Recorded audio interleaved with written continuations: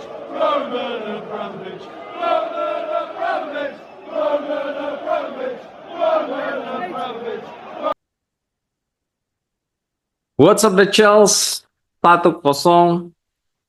Welcome back to CBC. Welcome back to Chelsea Bola Channel. Jumpa lagi di episode spesial 200 kali ini. Untung saja Chelsea itu menang 1-0 meskipun hasilnya itu dicapai dengan susah payah.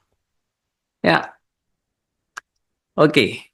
Jadi di episode ke-200 dari video CBC ini kita akan membahas tentu saja tiada lain dan tiada bukan review match antara Chelsea versus Leicester di matchday ke-28 Premier League. So, buat teman-teman, pastikan sebelum lanjut menonton channel CBC ini, teman-teman sudah mengklik tombol like, dan buat yang pertama kali menonton channel CBC ini dapat langsung klik tombol subscribe. Oke, without further ado, let's get started. Ya, sangat sulit sekali guys pertandingan kali ini. Kita benar-benar masih punya PR untuk kita bisa klinis di depan gawang ya. Dan lagi-lagi Cole Palmer itu masih mengalami bad momentum ya, sangat-sangat disayangkan dan tidak bisa dipercaya. Cole Palmer yang kita kenal selama ini sangat-sangat klinis, bahkan 100% berhasil mengkonversi semua penalti menjadi gol. Tapi di pertandingan kali ini ya, itu dia akhirnya membuat rekor kali pertama dia gagal mencetak gol melalui titik penalti. Ya, dan CBC rasa man of the match di pertandingan kali ini itu adalah Marc Cucurella, siapa lagi? Dan juga pemain terbaik kedua yaitu Wesley Fofana. Ya, glad to see him back ya. Sangat baik performance dari Wesley Fofana setelah sekitar 3 atau 2 bulan dia tidak tampil. Tapi sangat-sangat impress CBC melihat permainan dari Wesley Fofana kali ini. Dan Enzo Fernandez juga sudah cukup lumayan. Hanya saja nanti kita akan bahas detailnya setelah kita masuk ke line up terlebih dahulu. Ya, di sini kita bisa lihat kipernya itu ternyata Robert Sanchez. Oh my God, Enzo Maresca, unbelievable ya. I'm sorry to say, once you pick Sanchez as a goalkeeper, we have to let you go. Ya, Enzo Maresca, please. It's time for you to go. It's not good decision. Dan kita bisa lihat Robert Sanchez hampir saja membuat blunder ya pada saat dia menjemput bola dan mukul bola tapi tidak kena, dan bola itu terkena kepala dari Tosin dan hampir saja berujung dengan gol karena sundulan dari Tosin ini mengenai Mister Gawang ya. Untung saja tidak terjadi gol guys. Unreal. Jadi salah lagi mengambil keputusan. Tapi overall beberapa penyelamatan yang sebenarnya tidak terlalu effort begitu banyak ya, karena eh, tendangan maupun shooting dari pemain Leicester ini masih sangat mudah atau mengarah ke eh, Robert Sanchez sendiri ya. Jadi tidak ada penyelamatan yang begitu berarti dari Robert Sanchez. Kemudian right center back yaitu Wesley Fofana. Ya, Wesley Fofana ini tampil sangat luar biasa. Dia dapat membantu juga melakukan overlap di sisi sebelah kanan untuk bersinergi dengan right winger kita yaitu Jadon Sancho dan juga Enzo Fernandez yang kita bisa lihat kali ini dia perannya itu sebagai attacking mid di sebelah kanan ya. Kemudian eh, di tengah yaitu central center back Tosin. Penampilannya ya cukup oke, ya, decent. Dia tampil tidak seperti biasanya yang biasanya agak sedikit grogi, tapi di pertandingan kali ini dia lebih calm dan juga lebih oke. Entah mungkin karena partnernya itu dengan Wesley Fofana ya. Jadi penampilannya sedikit terupgrade. Begitu juga dengan Levi Cowell ya. Penampilannya cukup brilian meskipun kita lihat dia sebenarnya dapat peluang untuk mencetak gol, tapi lagi-lagi sundulannya itu sangat-sangat kurang klinis dan tidak mengenai eh, on target, sehingga bolanya itu melambung bukan mengarah ke gawang dari Leicester ya, dan sehingga peluang itu terbuang sia-sia. Kemudian Marc Cucurella tampil sangat luar biasa. Dia seperti prediksi dari CBC, dia berperan sebagai box to box yang juga melakukan flank di sisi sebelah kiri, yaitu melakukan overlapping untuk membantu dari Ngungku yang berperan sebagai attacking mid di sebelah kiri ya. Dan luar biasa sekali di menit ke-60 Marc Cucurella mencetak gol dari tendangan jarak jauh di luar kotak penalti, dan tipikalnya sama golnya seperti Reece James, tapi kali ini Marc Cucurella di pojok sebelah kiri gawang.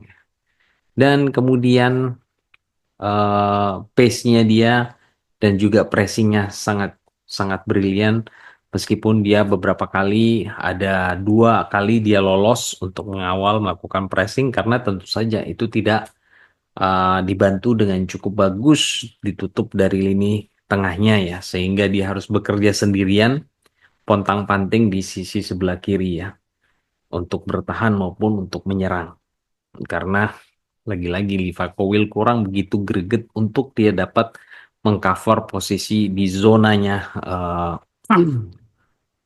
di bagian sebelah kiri dari lapangan ya.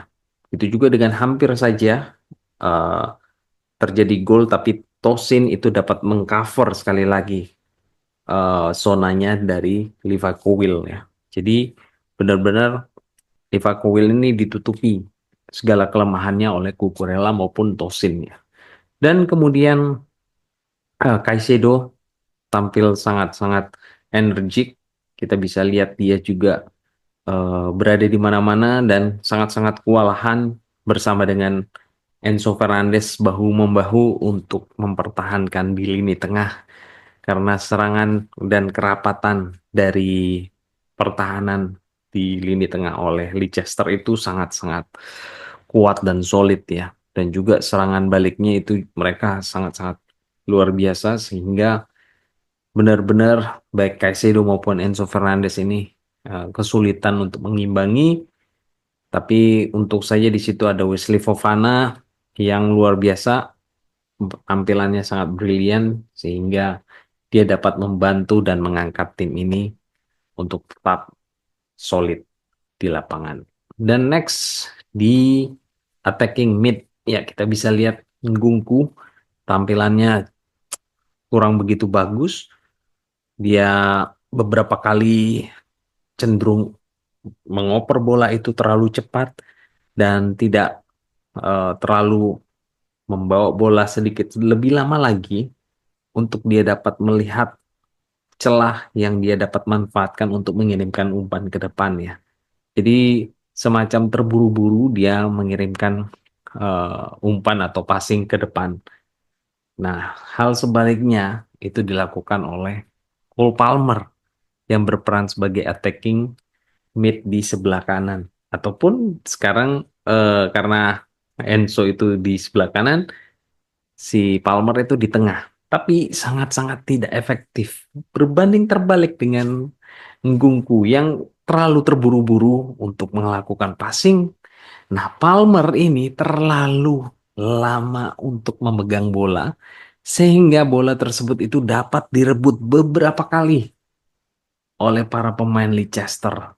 Dan sebenarnya baik si Cole Palmer maupun di right winger kita yaitu Jadon Sancho, itu kedua pemain sama-sama memegang bola terlalu lama, dan karena bola terlalu lama dipegang, itu bola tersebut mudah sekali direbut dan hilang begitu saja, ya.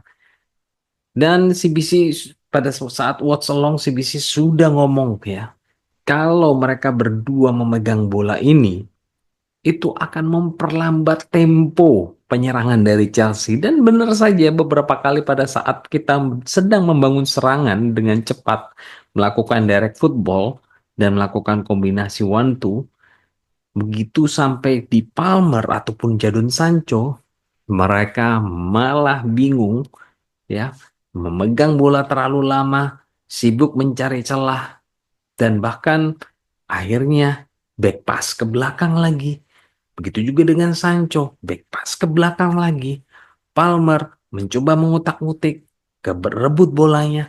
Begitu juga dengan Sancho di sisi sebelah kanan, mencoba masuk cutting inside, tapi kembali kerebut bola karena terlalu lama. Ini yang CBC sayangkan. Tidak ada direct football dari dua pemain ini. Terlalu lama memegang bola. Sehingga opportunity dan momentum yang kita bangun untuk melakukan serangan itu lagi dan lagi gagal. Karena bola itu tercuri ataupun itu bola kembali ke back pass. Ya.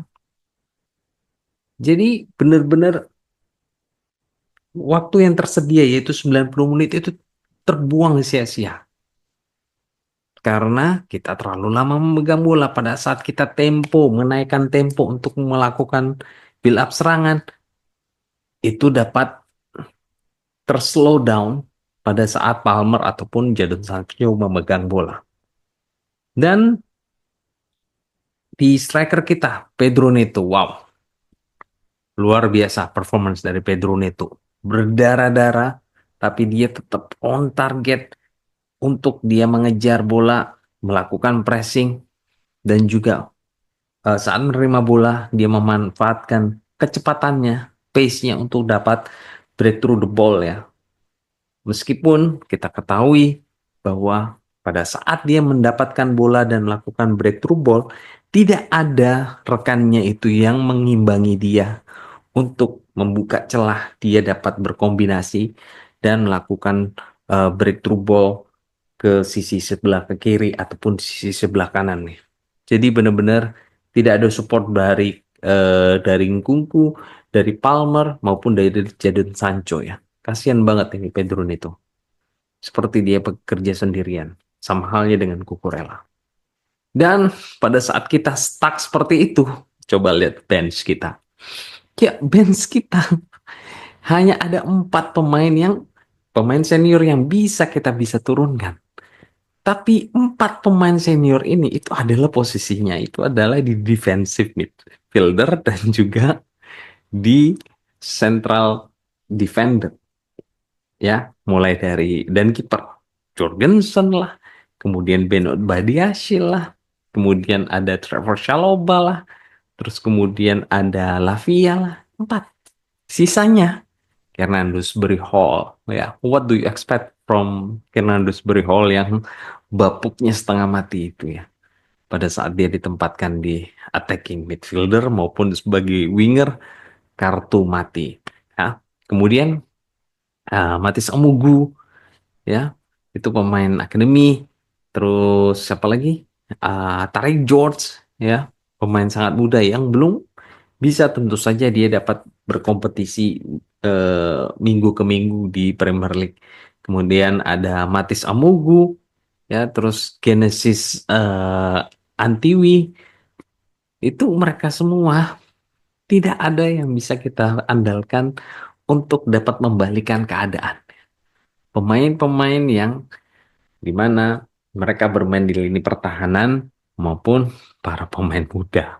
Bahkan striker yaitu Mueka pun tidak ada di bench. Oh my God. What do you expect Enzo Maresca dari kita memasang mencadangkan ada sekitar 4-5 back. Semuanya mau diganti. Terus pemain midfielder kita ada sampai 3. terus mau diganti semua, kan ya enggak. So what's the point? Ya, kenapa kita tidak menempatkan posisi striker? Meskipun itu pemain muda, paling nggak kita punya striker. Ya, itu yang CBC maksud. Setidaknya kita punya striker pada saat itu tidak bisa kita manfaatkan atau sedang cedera, Pedro Neto, ya masukkan striker. Bukan semuanya itu isinya itu defensive midfielder dan juga isinya semua itu central defender. Apa-apaan ini Enzo Maresca? Benar-benar ya, CBC tidak paham. Kenapa kita itu tidak bisa klinis di depan gawang sejak di Desember pertengahan. Sekarang Januari pertengahan, Februari pertengahan, Maret pertengahan. 3 bulan. Ya, Desember, Januari pertengahan, Februari pertengahan, Maret pertengahan. 3 bulan. Di sesi trainingnya itu kita tidak bisa mengerjakan PR untuk kita membuat klinis para pemain penyerang kita. Bagaimana caranya mengasah ketajaman dari para penyerang kita? Apa yang mereka lakukan di training session? Ya kalau nggak mampu ya sudah, ya resign out, ambil pelatih yang baru. 3 bulan kita tidak klinis di depan gawang. Ada apa ini? Training sessionnya itu seperti apa? Kenapa tidak bisa berjalan dengan lancar untuk kita mengasah menjadi striker-striker yang kompeten klinis di depan gawang? Ngapain aja para striker ini pada saat training session?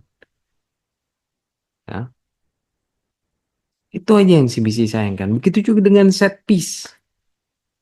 Kita punya puluhan corner converted to the goal mana? Set piece, free kick converted to the goal mana?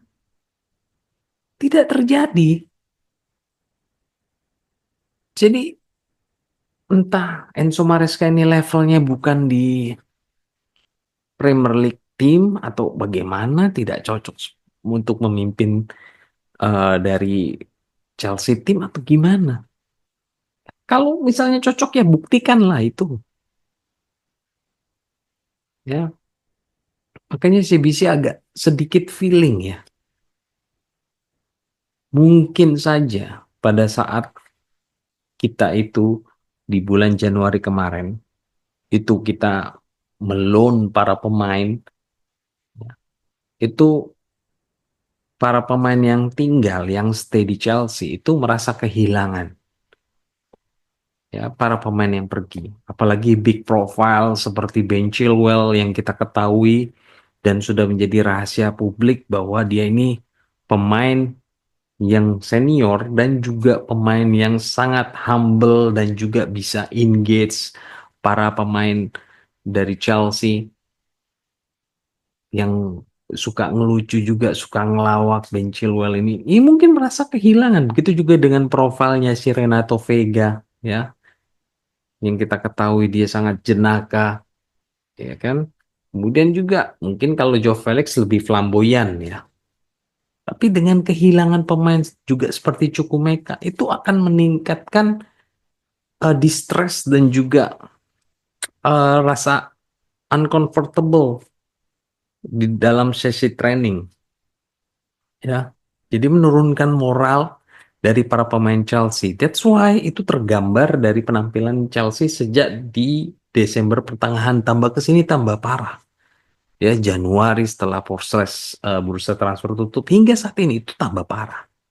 Ya makanya itu CBC rasa ada something wrong dengan mentality dari para pemain Chelsea. Mungkin saja mereka merasa kehilangan best friend dari mereka yang pergi loan.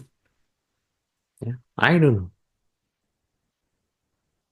Tapi benar-benar CBC rasa ada masalah. Well, hopefully Enzo Maresca dapat membereskan hal ini karena di Jumat nanti kita akan menghadapi Copenhagen dan di hari Minggunya kita akan bertandang ke Emirates Stadium di Arsenal.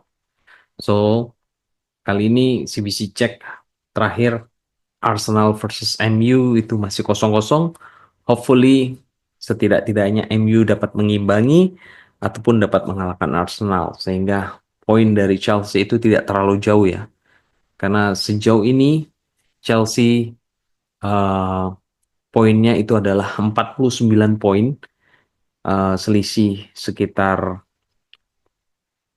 5 poin dengan Arsenal, dan apabila Arsenal menang kembali lagi jaraknya itu sekitar 8 poin ya. Tapi kalau Arsenal tuh kalah atas MU ya bisa saja uh, selisih 5 poin ini tetap terjaga hingga nanti minggu depan akan menghadapi Arsenal dan kita dapat menang tinggal selisih 2 poin saja. Dan di belakang kita kemarin Man City itu kalah 1-0 atas Nottingham Forest berkat gol Callum Hudson-Odoi, yaitu academy player kita, sehingga Man City itu posisinya stuck di poin ke-47 dan turun peringkatnya menjadi posisi 5. Dan Chelsea sekarang di 49, selisih 2 poin ya. Tapi di situ waspada ada Brighton yang saat ini di posisi ke-6 dengan 46, selisih sekitar 3 poin saja dengan Chelsea, dan di bawahnya tidak jauh ada Aston Villa yang mengintip juga. Kemudian ada Brighton ya, sangat-sangat berbahaya sekali. Jadi kita patut waspada teman-teman, karena sekali tergelincir kita bisa jatuh sekali ke bawah, bisa peringkat ke-7 ataupun ke-8 ya. Ini yang patut kita waspadai. Oke, I think that's all guys di episode ke-200 dari episode CBC kali ini. Don't forget to support channel CBC ini by subscribe, like, dan share. Dan have a good night. Take care. God bless. And keep the blue flag flying high. Come on, the Charles.